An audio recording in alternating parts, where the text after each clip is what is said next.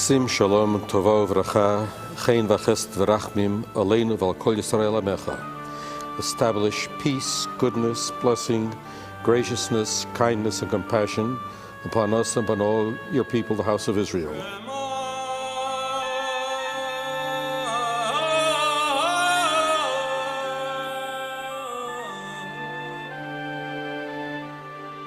When we talk of Judaism and Jews, we first have a problem of definition. Judaism is much more comprehensive than a religion. It has been suggested that Judaism is better described as a civilization. Of course, Jews have a theology and a unique conception of God, but that's only the first step. Judaism obligates its followers to a whole way of life, including a code of laws and practices and a system of ethics. Jewish life includes a broad concept of holiness that embraces a holy people, the Holy Land of Israel, the holy city of Jerusalem, and the holy tongue of Hebrew. Judaism is not to be seen as a parallel term to Christianity or Buddhism, for example.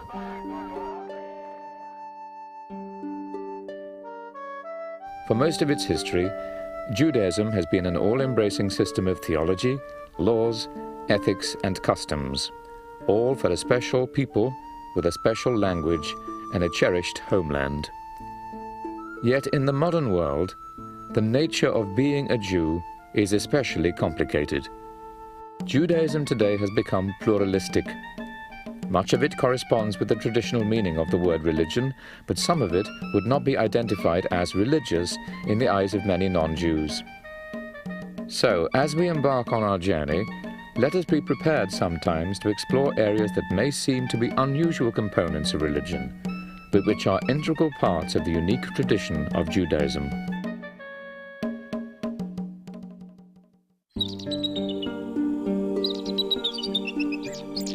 Jewish history began when the patriarch Abram, living in the land we now call Iraq, received a divine call that's described in the Bible. The Lord said unto Abram, Get thee out of thy country and from thy kindred and from thy father's house unto the land that I will show thee, and I will make of thee a great nation, and I will bless thee and make thy name great, and be thou a blessing. Abram, father of the Jewish people, had one of the greatest of human inspirations. The biblical story is that the Jewish people began really with Abraham's realization that there was only one God, and that God ruled all people and all history, all nations, and that God wanted people to be moral and good. And it was really Abraham's descendants that gradually grew into the Jewish people. This monotheism was the greatest Jewish contribution to humankind, and it was the founding principle of Judaism. The Bible relates that Abraham made a covenant, a kind of pact or contract with God. It is a promise that his family will multiply as the sand on the seas, and that they will live in this land that is controlled by their God. They would be a mighty nation, and their home would be the land of Canaan, later known as the land of Israel. Within a few centuries after the patriarchs, the Israelites were enslaved in Egypt. But under the leadership of Moses, and following a series of extraordinary experiences that the Bible describes as miracles, they escaped from the Pharaoh's harsh persecution to the wilderness of Sinai. En route, they crossed the Red Sea. The Bible says the sea miraculously parted to enable them to pass. On Mount Sinai, Moses received from God the basic revelation that would guide the Jewish people throughout their history. From the mountain, he brought down an entire code of laws and ethics, and at its core stood the 10 Commandments. I am the Lord your God, who brought you out of the land of Egypt, out of the house of bondage. You shall have no other gods before me. You shall not take the name of the Lord. Probably got more than just the 10 Commandments, but some of the law also may have developed later on. So Moses maybe established the basic framework for the law, and then the details were worked in as the community underwent historical experience. But really what makes Israel different from its surrounding Canaanite populations and the Edomites and the Moabites and the other people was their legal system, and was their moral system, and was their religious system, their belief in one God. that really did distinguish them from the other peoples who were living in the area. You shall not covet. The Mosaic Code is known in Hebrew as the Torah. Torah means instruction. Could be used as a word for law. Could be. Sometimes, in a very specific sense, Torah refers to the first 5 books of the Hebrew Bible. After 40 years wandering in the Sinai wilderness, the 12 tribes of the children of Israel reached the Promised Land and conquered it. It took time for them to settle, but they eventually became a united kingdom, ruled first by Saul. Saul's successor, David, made Jerusalem his capital. He created a strong, unified Israel that Jews have never forgotten and which they have longed to recreate. David's successor, Solomon, built the temple in Jerusalem in about 960 BCE. This temple was the focus of the Israelite cult, which in scholarly terms means a system of religious worship or ritual. The Israelite cult centered around a sacrificial system. It was centralized by Moses in a portable sanctuary to be carried through the Sinai wilderness. This sanctuary would receive a permanent focus in the temple built by King Solomon in Jerusalem. The promised land of Israel was seen as the Holy Land. When King David made Jerusalem his capital, it became the Holy City. King Solomon built the temple. Special holiness was now attached to this site, which was seen as God's home on earth. When the temple was dedicated, Solomon prayed, Hear the plea of your servant and of your people Israel, when they pray toward this place. O hear in heaven your dwelling place, heed and forgive. The people of the unified kingdom were known as the children of Israel, or Israelites. This name is based on the name Israel, which God had given to Jacob, the 3rd patriarch and ancestor of the people. What we also know is that after they did constitute a single community of the 12 tribes, that lasted only a very short time, really under Saul and then David and Solomon. And after Solomon, that community, that confederation broke apart into 2 groups. A northern group of somewhere between 7 and 10 of the tribes, and then the southern group with the remaining tribes. The northern group, called Israel, lasted for about another 200 years and then was conquered by the Assyrians and essentially disappeared from history. We really don't know what happened to them. The word Jew now was applied to the whole people, and eventually the word Judaism was coined to refer to their religion. Another early name for the people was Hebrews.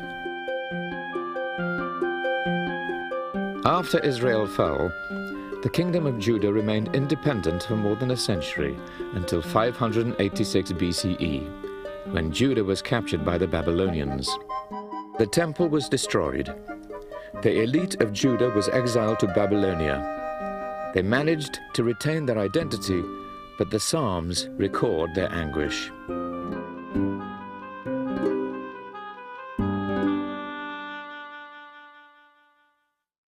By the rivers of Babylon, there we sat down, yea, we wept when we remembered Zion.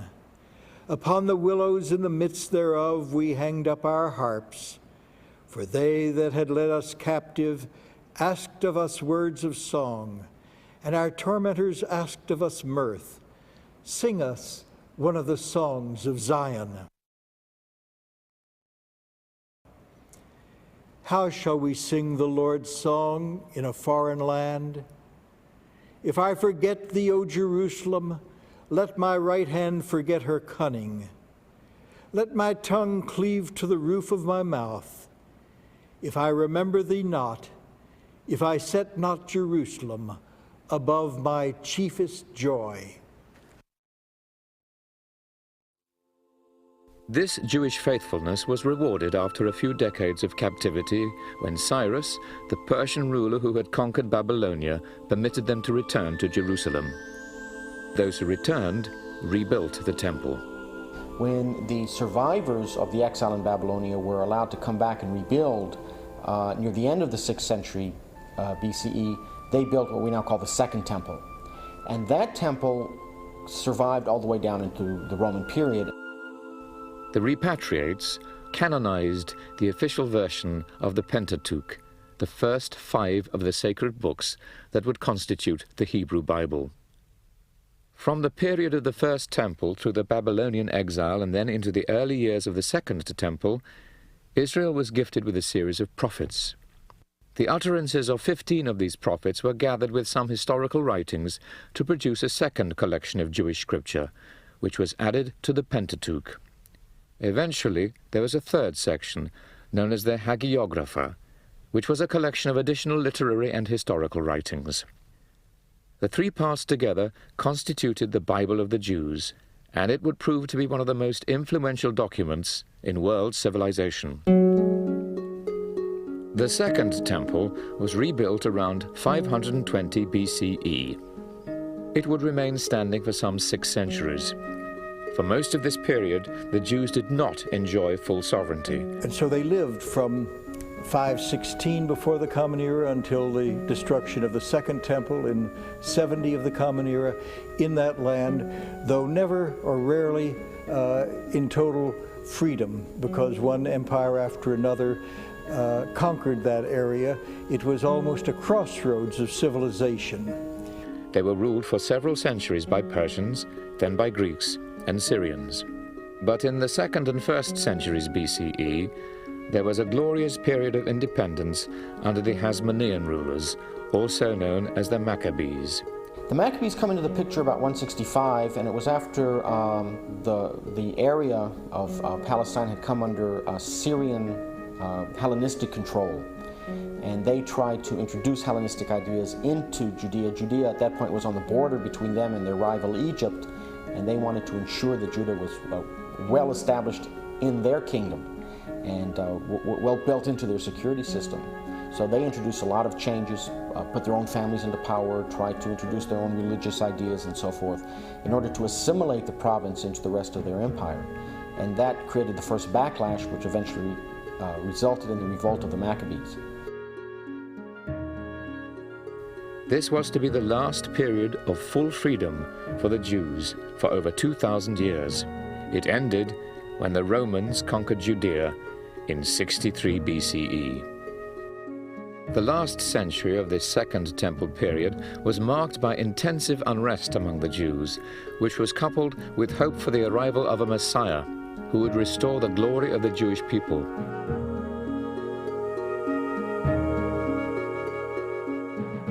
Judaism's greatest crisis came in the year 70 CE. The Jews of Palestine rebelled against their Roman rulers. After 4 years of bitter warfare, including a lengthy siege of Jerusalem, the rebellion was crushed. Jerusalem and its temple were destroyed. This marked the final end of Jewish independence. The Romans deported masses of Jews from their land, beginning what Jews called their exile. It would last almost 19 centuries.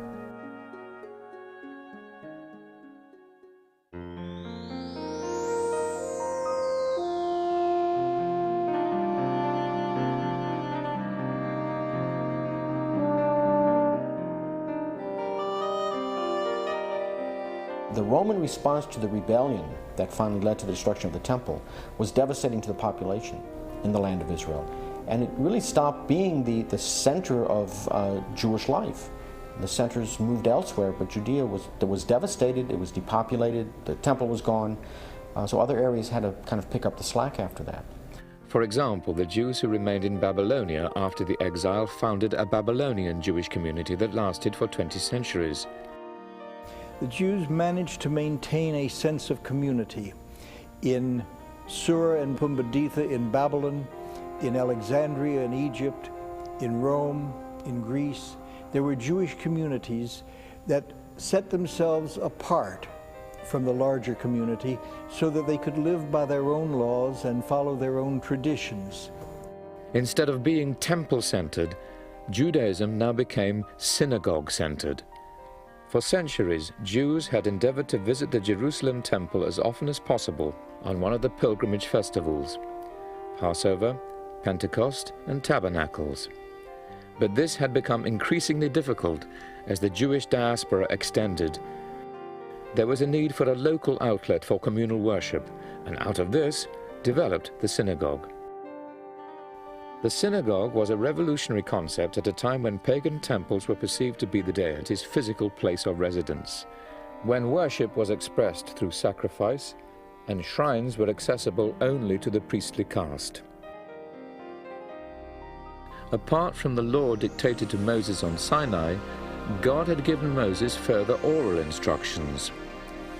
These were handed down by word of mouth from generation to generation, and they were continually expanded, so that by the 1st century CE, this oral tradition had reached enormous proportions.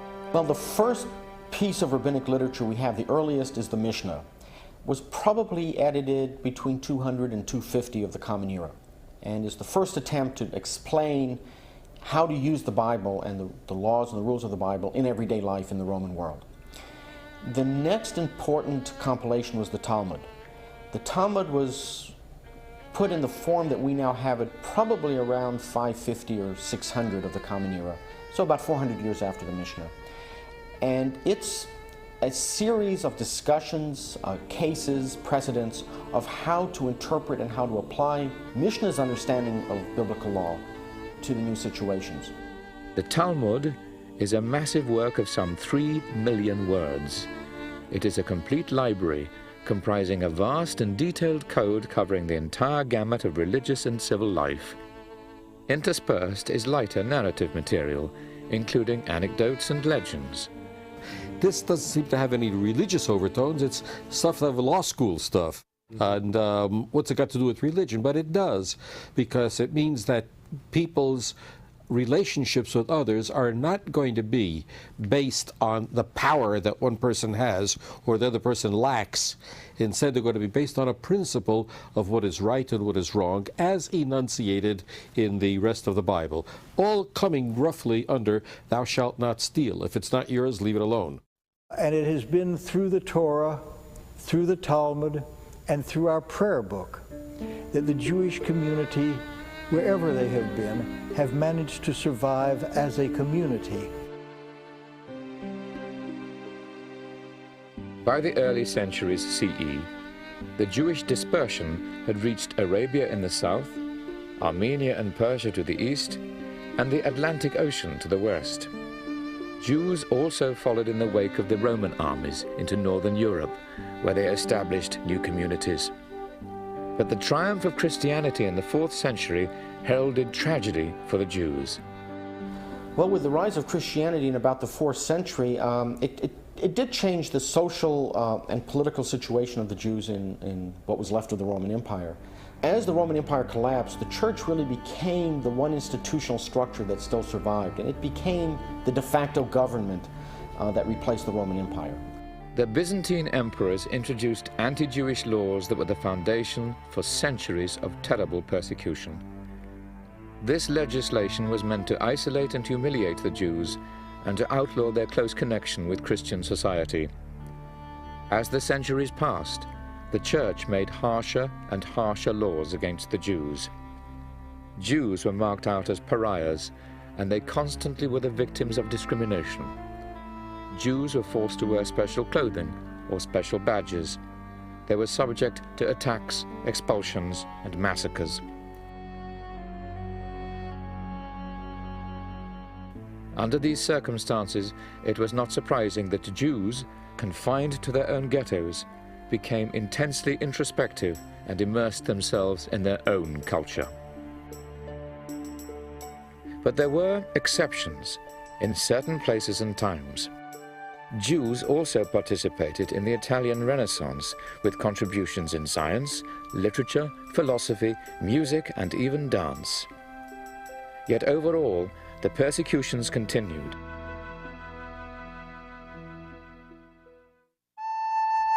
Judaism has always had a basic strain of optimism. The Jews did not believe in original sin, and after the exile, they were sure that eventually God would bring his people back to their land, safe from their tormentors. The prophet Jeremiah had foreseen such a result.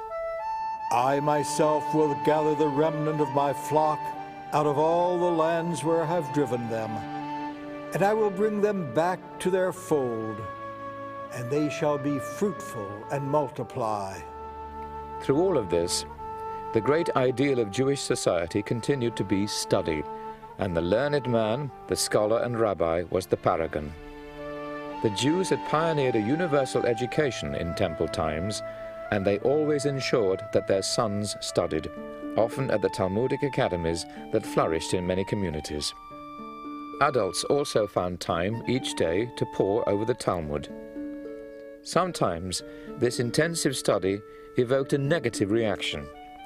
For example, an 18th century pietistic movement known as Hasidism rejected the intellectual element of religious life in favor of a more emotional approach. The Hasidim, led by their founder, the Baal Shem Tov, the master of the good name, in the medieval period, wanted to bring back into Judaism the celebration of life and the joy and that which was always characteristic of Jewish life in its singing and dancing with the Torah and its feeling of fulfillment in this relationship with God. Following the American and French revolutions, the Jews were no longer seen as inferiors with no rights. Now they became equal citizens. Many Jews began to question traditional teachings and practices. New forms of Judaism emerged. One of the most influential solutions was Reform Judaism.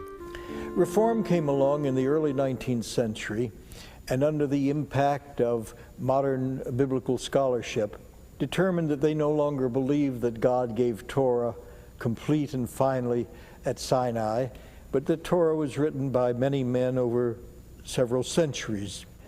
Therefore, it is not God-given, but God-inspired. Traditional rabbinic Judaism now was called Orthodox, to distinguish it from Reform Judaism. While the Jews always knew what they believed, it took a couple of thousand years for them to organize their theology and creed systematically. Unlike Christianity, Judaism never had an official dogma laid down by its authorities. It's true that the Bible is filled with fundamental statements of Jewish belief, but they are scattered. The most crucial sentence appears in the book of Deuteronomy. Shema Yisrael, Hashem Elokeinu, Hashem Echad. Hear, O Israel, the Lord our God, the Lord is one. This sentence affirms both monotheism and the people's submission to the one God.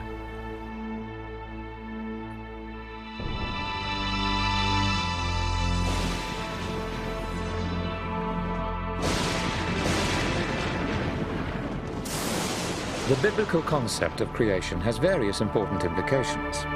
The universe is seen to be homogeneous, planned, and formed by a single mastermind. This universe is not random, but rather it has a purpose. There was no element of chance in the creation of the structure of the cosmos. Every detail was divinely planned. God did not retire after creation, but instead remains involved in all the affairs of the universe, emerging as the God of history.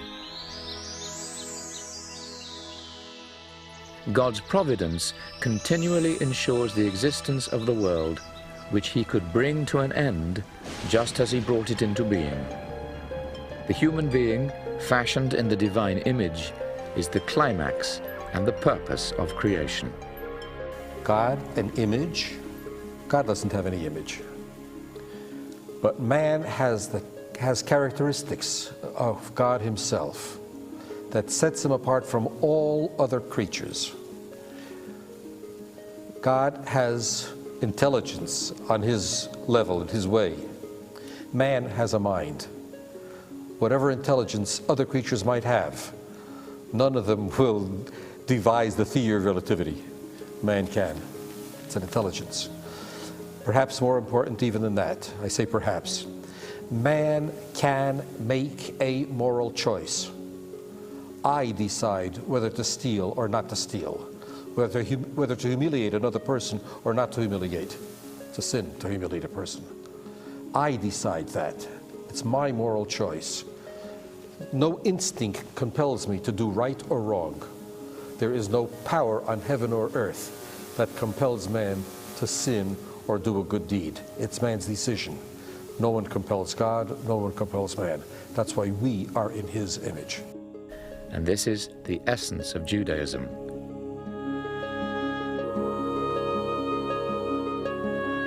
Now the ancient Jews believed that if they followed Mosaic law, they were performing God's will, and that God was beside them. In Jewish tradition, the men came to the synagogue 3 times a day to worship. And in order to maintain a sense of community, the rabbis required that there be a minyan, a minimum number of 10 men gathered to worship in order to participate in the full worship experience. This was very important, that they depended on each other to maintain this worship relationship with their God. They composed the prayers of our prayer book about, let's say, 25 centuries ago. They went through the Bible and found expressions that are appropriate for prayer. In one place it says, "Heal me, O God, and I will be healed." Well, there you got it. Great. It's a wonderful prayer. They made one change in it. Not heal me, but heal us. Not I will be healed, we will be healed. This idea, there's a dependency. A community stays there forever. It continues always. The individuals are replaced. The community continues to go. So the community has responsibility for everybody in the community. The traditional synagogue was the center of all community activity. Here, the Jew lived much of his life, dreamed his dreams, and communed with both God and neighbor. The synagogue is the focus of community for Jews. The synagogue essentially in our tradition is a house of worship, a house of study, and a house of fellowship. And it is these 3 aspects of synagogue life that brings the community together and keeps it together.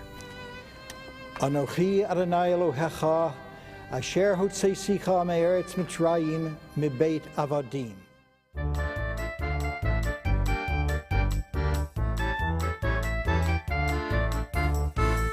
Jewish life has always revolved around 2 centers, the synagogue and the home. The home really has been the sanctuary of Israel. And even though following the destruction of the temple, the whole synagogue movement developed, it was still in the home that Sabbath was observed, the holidays, and there was the richness of the tradition that kept the family observant of that which was holy and that which was precious in their lives. Guidelines for the relationship between parents and children are well developed in Jewish law and literature.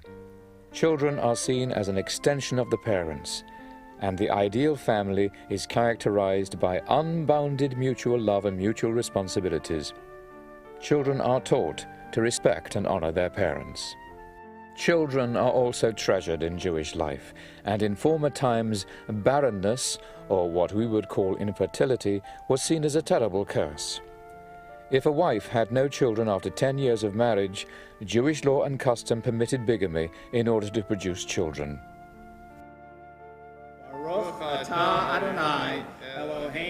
Jewish life receives a very special meaning and rhythm from its kaleidoscopic variety of festivals, feasts, and family occasions.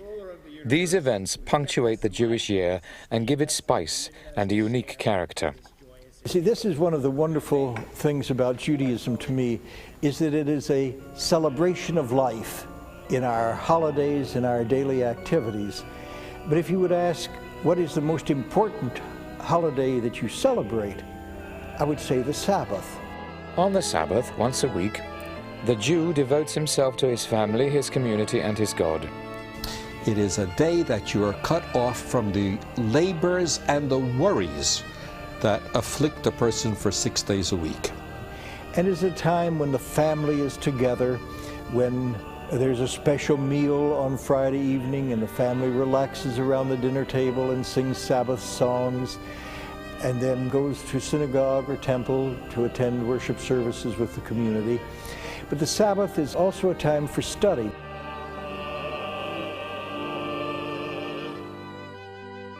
The 3 festivals, the Passover, the Feast of Weeks, and the Feast of Booths or Tabernacles continue to be kept in the synagogue and the home, and they remained joyous occasions. The first of these 3 annual feasts is the spring Passover festival. In ancient times, Passover marked the beginning of the barley harvest, and it also was the anniversary of the Exodus from Egypt. In ancient days, the pilgrims in Jerusalem on Passover would sacrifice and eat the paschal lamb in grateful remembrance of these events. The Last Supper of Jesus is generally regarded as having been a Passover meal. The Passover festival lasts for a week, and in memory of their forefathers' plight, Jews are commanded to eat only unleavened bread, which takes the form of wafers. The Feast of Weeks occurs 50 days after Passover. In temple times, this agricultural festival celebrated the first fruits of the early summer, and the pilgrim brought an offering to the temple from the wheat harvest. The Feast of Weeks falls on the date traditionally linked with the giving of the Torah to Moses on Mount Sinai, so the feast is also known as the Feast of the Giving of the Law. The third of the 3 main pilgrimage festivals occurs in the fall, when the harvest has been gathered. It's called the Feast of Booths, or the Feast of Tabernacles. This was the most joyful of the 3 festivals. It received its historical symbolism by commemorating the 40-year wanderings of the children of Israel in the wilderness. During that time, the Israelites lived in tent-like booths or tabernacles. Jews, during this festival, live in booths constructed in their gardens or on the balconies or roofs of their houses. Those are the very joyful experiences. Now we have solemn occasions too in Jewish life. The holiest days of the year are Rosh Hashanah, the religious New Year, and 10 days later, Yom Kippur, the Day of Atonement, in the fall of the year. And these are the times when the focus is not on the home as it is in the other holidays, but on the synagogue or the temple, when Jews gather to ask God's forgiveness for the sins of omission or commission of the past year, and to seek to begin a new year with a clean slate. Now those are the major solemn occasions and festivals that we celebrate, though I have to add that Hanukkah, which is the only holiday we celebrate that is not based in Hebrew scriptures, has become a major holiday, probably because it is at the same season of the year as Christmas, but it is a time for joy and celebration based on a wonderful story of the first victory for religious liberty in recorded history, found in the Apocrypha in the first and second books of Maccabee. And then we celebrate Purim, which again is a minor holiday because it isn't found in Torah, but is found in the Hebrew scriptures, that celebrates again the emancipation of Jews from the tyranny of a despot who would destroy us.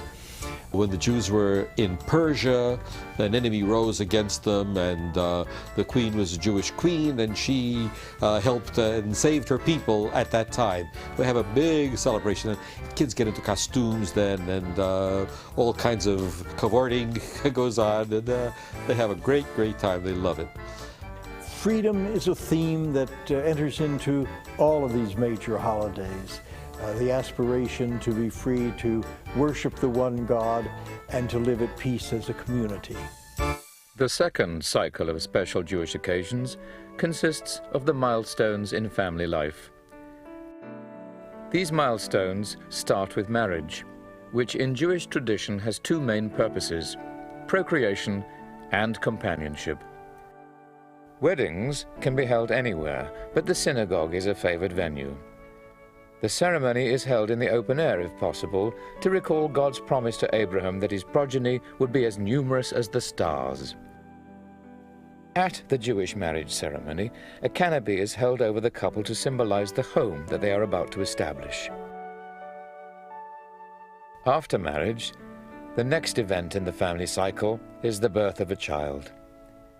Adam and Eve were ordered by God to be fruitful and multiply, and this was seen by Jews as the first of the commandments.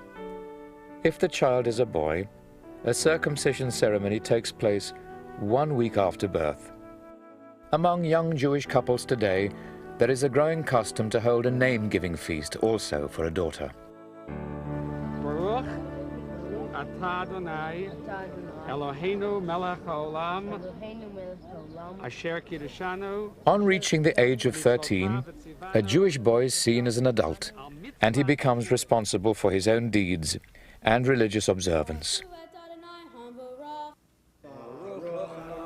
Only since the Middle Ages has this been the occasion for a special ceremony, but now the Bar Mitzvah has become one of the central events in the Jewish life cycle. In the 20th century, a parallel ceremony has been introduced for girls at the age of 12, called the Bat Mitzvah.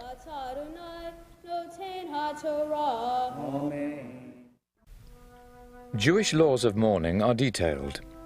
Burial should occur as soon as possible, a practice reflecting Judaism's origin in a hot climate. Orthodox Jews oppose cremation because they believe that it denies the possibility of bodily resurrection, but cremation is permitted in Reform Judaism. Since life is so precious, Jewish tradition says that death must not be precipitated by euthanasia or by the smallest action that may hasten death. Overall, the basic ethical principle is that if a human life is at stake, any other law falls to the side. Saving human life takes precedence over everything. There are only 3 prohibitions that are higher than preservation of life. That is, you can't do these things even if it means somebody else dies. And that's committing incest, committing murder yourself, or idolatry. But anything else, the preservation of life takes precedence.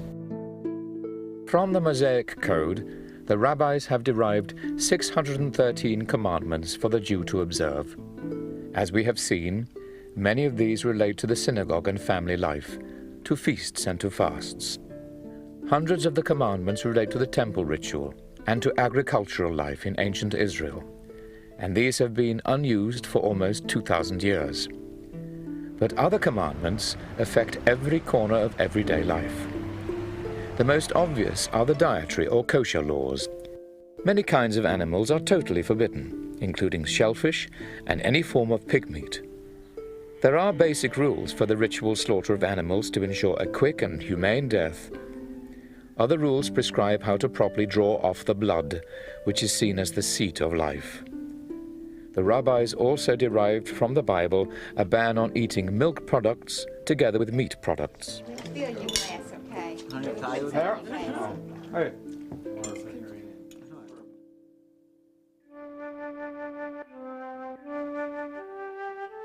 The link to the Holy Land is a vital strand of Judaism.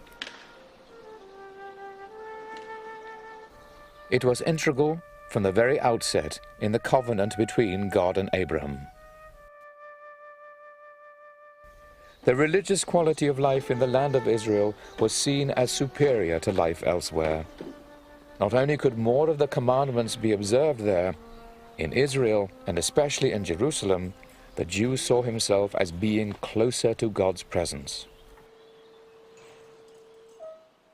Jerusalem represented the place where God's presence was felt. You could, quote, see God, but you could feel it there like you feel it nowhere else in the world. It represented the high point, in a certain sense, of Jewish history. King David, King Solomon, a marvelous time. And it has always been the symbolic, spiritual center of the Jewish people. We went away from Jerusalem. We will come back to Jerusalem, back to Jerusalem. Certainly the state of Israel is of primary concern to Jews throughout the world today. Beginning in the latter part of the 19th century, when Jews were expelled from Russia, from Poland, from most of Eastern Europe, the migration back to the Holy Land began once again in earnest. And then along came Hitler and the tragedy of the Holocaust. And part of that tragedy was that those Jews who might have escaped the Nazi tyranny, had no place to go.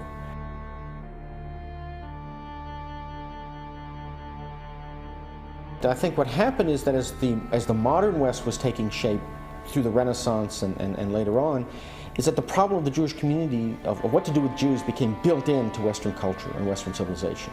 And they continued to be a problem all the way up into the 20th century. You take the United States today, you know, in some parts of the country, Jews were not allowed years ago. For the same reason that Nazi Germany killed 6 million Jews for no other reason that they were Jews. And we were hated in Russia just because we were a minority and we were Jewish people. And in 1918, they had pogroms on the Jewish people. They had bands that came into to our city and killed in one day 500 people, mainly looking for man. And that was in 1918. I was 13 years old already. So I can remember all these atrocities. The men were laying in the street, and then 2 days later they gave us permission to gather the dead up and bury them in the cemetery. The Holocaust is certainly worse than any kind of persecution that ever went before, but it had a lot of continuities. The idea of segregation, the idea of ghettos, the idea of wearing special badges to indicate who Jews were, of restrictions on economic activity, all of that, none of that was unprecedented. All of that had roots earlier on in the Western world.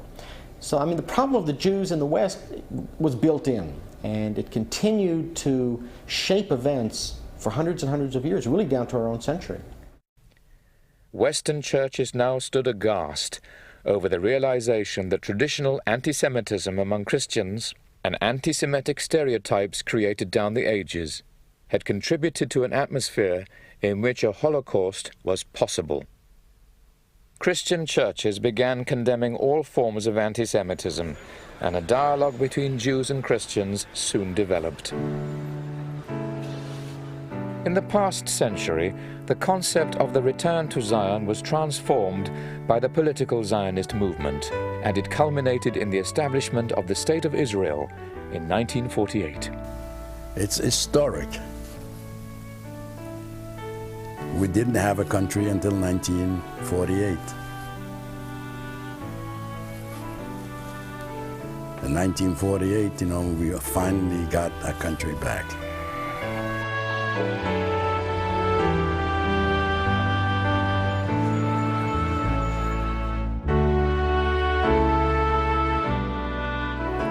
Where does Judaism stand today?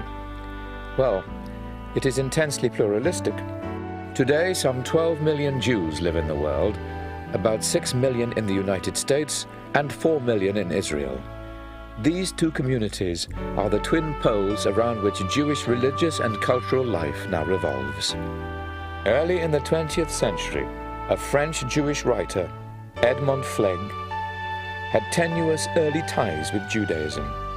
Then, under the impact of French anti-Semitism, Flegg became a strongly committed Jew. He wrote a credo that beautifully expresses a modern Jewish outlook. I'm a Jew because born of the Jewish people and having regained them, I wish them to live after me, more living than in myself. I am a Jew because the Jewish faith demands of me no abdication of mind. I am a Jew because the Jewish faith requires of me all the devotion of my heart. I am a Jew because in every place where suffering weeps, the Jew weeps. I am a Jew because every time when despair cries out, the Jew hopes.